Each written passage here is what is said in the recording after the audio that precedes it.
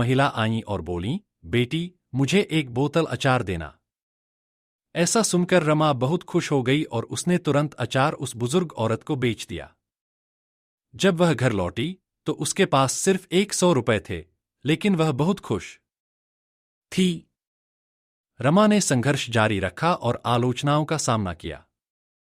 जैसे जैसे समय बीता, रमा ने अपने अचार का उत्पादन बढ़ाया, लेकिन हर सफलता के साथ आलोचनाएं भी बढ़ीं। कई लोगों ने कहा, इस छोटे से काम से क्या होगा। कुछ ने तो यह तक कहा, औरतों का काम घर संभालना है, बाजार में दुकान लगाना नहीं। रमा ने इन बातों का जवाब नहीं दिया, लेकिन हर रात वह खुद से एक सवाल पूछती, क्या मैं सही कर रही हूं? क्या यह सब मुझसे संभल पाएगा? सपने का विस्तार धीरे धीरे रमा ने अपने अचार को शहर तक पहुंचाने का फैसला किया। उसने ऑनलाइन मार्केटिंग के बारे में सीखा। एक पुरानी मोबाइल फोन और इंटरनेट के जरिए उसने सोशल मीडिया पर अपने अचार की तस्वीरें डालनी शुरू की। पहली ऑनलाइन ऑर्डर जब आया तो वह आश्चर्यचकित रह गई। एक ग्राहक ने 5 किलो अचार का ऑर्डर दिया था। रमा का आत्मविश्वास अब नई ऊंचाइयों पर था। लेकिन सवाल फिर उठा, इतना बड़ा ऑर्डर समय पर कैसे पूरा होगा? फिर रमा ने अपने परिवार को अपनी यात्रा में शामिल किया।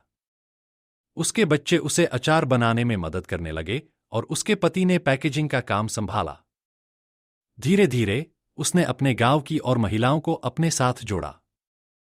अब वह अकेली नहीं थी, लेकिन टीम के साथ नई चुनौतियां भी आईं। एक बार एक बड़े ऑर्डर में गलती हो गई।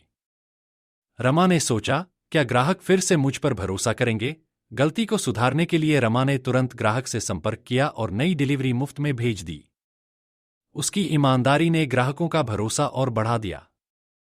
स्थानीय पहचान से राष्ट्रीय पहचान तक रमा का अचार अब शहरों में फेमस हो चुका था।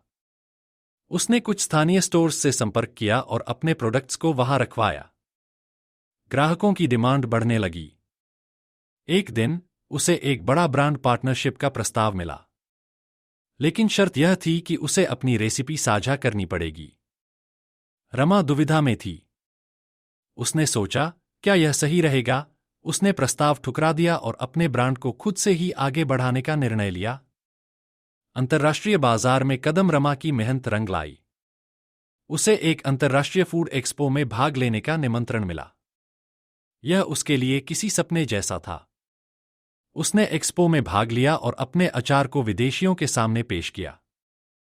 पहले तो वह डर रही थी, लेकिन जब पहले विदेशी ग्राहक ने उसका अचार चखा और कहा, यह बहुत स्वादिष्ट है, उसकी आंखें खुशी से भर आईं। आज रमा का अचार एक अंतर्राष्ट्रीय